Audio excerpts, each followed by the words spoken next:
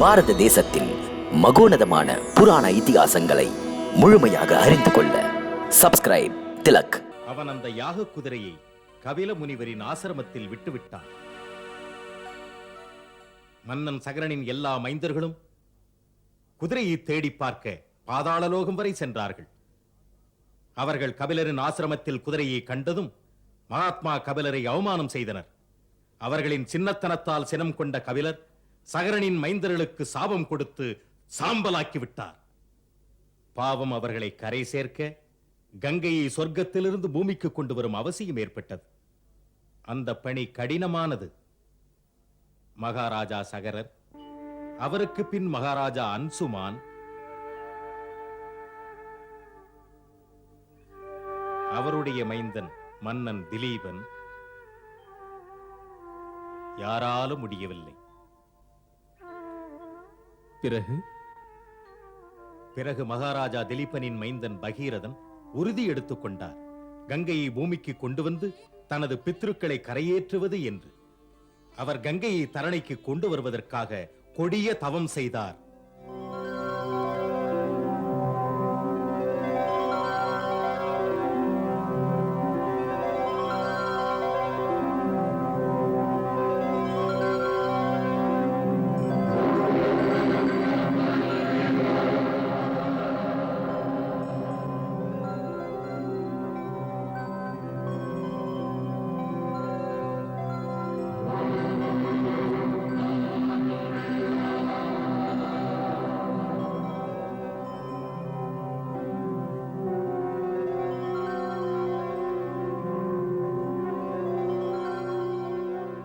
அவருடைய தவத்தில் மகிழ்ச்சியடைந்த பிரம்மா தரிசனம் தந்தார்.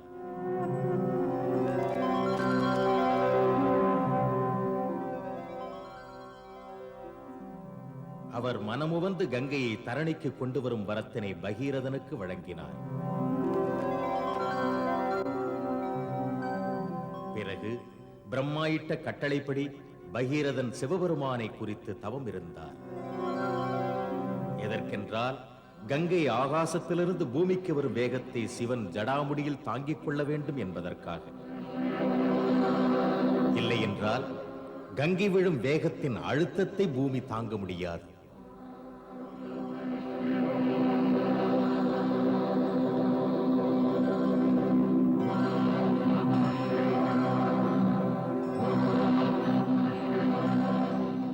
பகீரதன் மீண்டும் கடும் தவம் புரிந்தார். தவத்திற்கு மெச்சிய சிவபெருமான் தரிசனம் தந்தார்.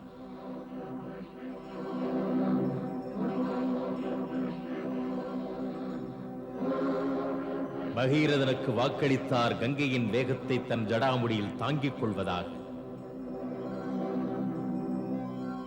பிறகு பிரம்மாவின் ஆணைப்படி திருமாலின் திருவடியிலிருந்து கங்கை வெளிப்பட்டு ஆகாய மார்க்கமாக பூமியின் மீது மிக வேகமாக இறங்கினாள்.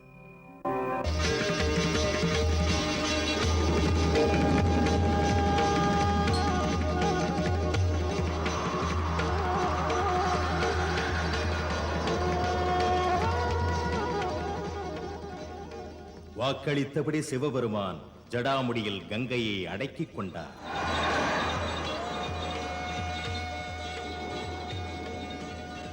பிறகு கங்கையை மெதுவாக பூமியில் விழச் செய்தார். அதனால் பூலோகம் மட்டுமல்ல, பாதாள லோகமும் பயன்பெற்றது. பகீரத பிரயத்தனம் வென்றது. கங்கை பிரவாகத்தினால் 3 உலகங்களையும் புனிதமாக்குகிறாள்.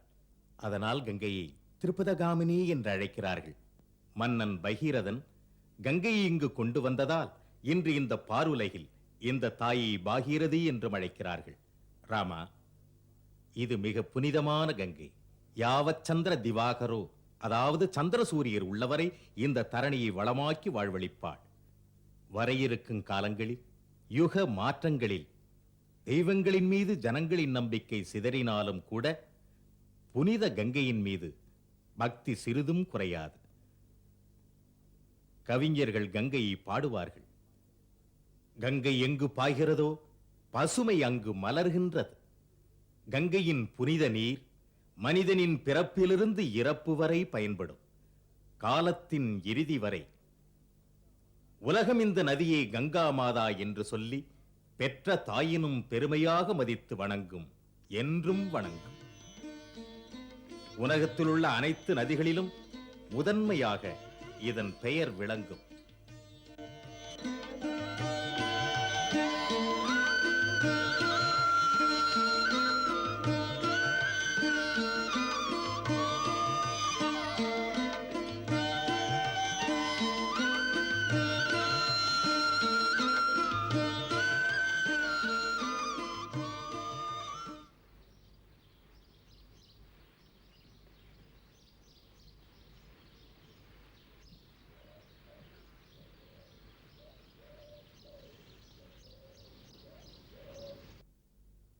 குருதேவா, ம், இந்த ஆசிரமம் மிக்க விசித்திரமாயிருக்கிறதே.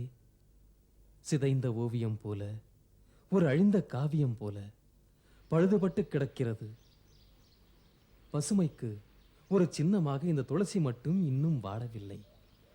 இது என்ன விந்தை குருதேவா? என்ன சொல்வது ராமா? இது மிக விந்தையான இடம்தான். இது கௌதம ரிஷியின் சாபத்தினால் இப்படி பழுதுபட்டு கிடக்கிறது. இருந்தும் ஒரு துளசி செடி மட்டும் இன்னும் இங்கே வாடாமல் இருக்கிறது. ஏனென்றால் ஒரு பெண்ணின் ஆன்மா இங்கே வாழ்ந்து கொண்டிருக்கிறது. ஒரு பெண்ணின் ஆன்மா? ஆ, ஒரு அபாக்கியவதி. அவளை ஒருவன் காமத்தினால் வஞ்சித்தான், இன்னொருவர் கோபத்தினால் தண்டித்தார். இந்த பிரச்சனைக்குரிய கதை என்ன குருதேவா? இந்த சூழ்நிலைக்கு காரணமானவர்கள்? இரண்டு மிக பெரியவர்கள். ஒருவன் தேவர்களுக்கு தலைவன் இந்திரன், இன்னொருவர் தவத்தால் உயர்ந்தவர், சாதனையில் சிறந்தவர் ரிஷி கௌதமர். புரியவில்லை. அது ஒரு பெண்ணின் கண்ணீரில் எழுதிய கதை. கௌதம முனிவரின் மனைவி அகல்யா அழகி. அவளின் பேரழகில் மயங்கியதால் அவள் மீது தேவேந்திரனுக்கு ஆசை பிறந்தது.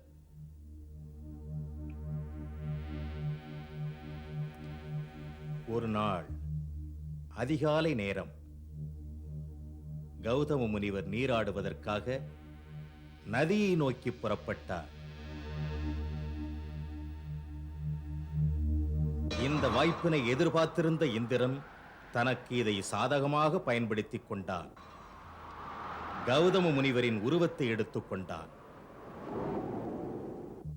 ஆசை வேகத்தில் உருமாறிய இந்திரன் அச்சம் தடுக்க, ஆசை துரத்த அகல்யாவின் குடிலில் காலடி எடுத்து வைத்தான். உள்ளே நுழைந்தான்.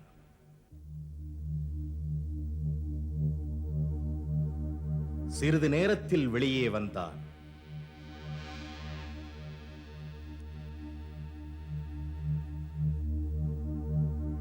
அதே சமயம் கௌதம முனிவர் நீராடிவிட்டு திரும்பி வந்தார். அங்கே தன்னை போல இன்னொரு உருவம் தனது குடிலிலிருந்து வெளிவருவதை கண்டார். அவருக்கு புரிந்துவிட்டது, இது இந்திரனின் கபட நாடகம் என்று. கோபத்தின் வேகத்தால் இந்திரனுக்கு அவர் சாபம் கொடுத்தார். அவனை சக்தியற்றவனாக்கினார்.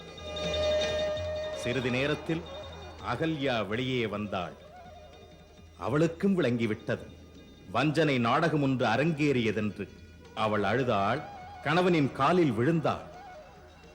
பொறுமை இழந்து கோபத்தில் துடித்த கௌதம முனிவர் கருணை மறந்து தன் மனைவியையும் சபித்தார். அந்த கணமே அவள் கல்லானாள். அன்றிலிருந்து சபிக்கப்பட்ட அகல்யா இங்கே இப்படி கல்லாக கிடக்கிறாள். யாரையோ எதிர்நோக்கி இருக்கிறாள். யாரை எதிர்நோக்குகிறார் குருதேவா? கருணையே வடிவாக வருகின்றவனே. ராமா, குற்றம் செய்தவர்களை தண்டிப்பது அனைவருக்கும் எளிதான செயல். பாவம் செய்தவர்களை மன்னிப்பவன், அவர்களுக்கு கருணை காட்டி காப்பவன் அரிதாகத்தான் இருப்பான். அந்த புனிதர்களின் பாதம் பட்டாலே செய்த பாவமெல்லாம் நீங்கிவிடுகிறது.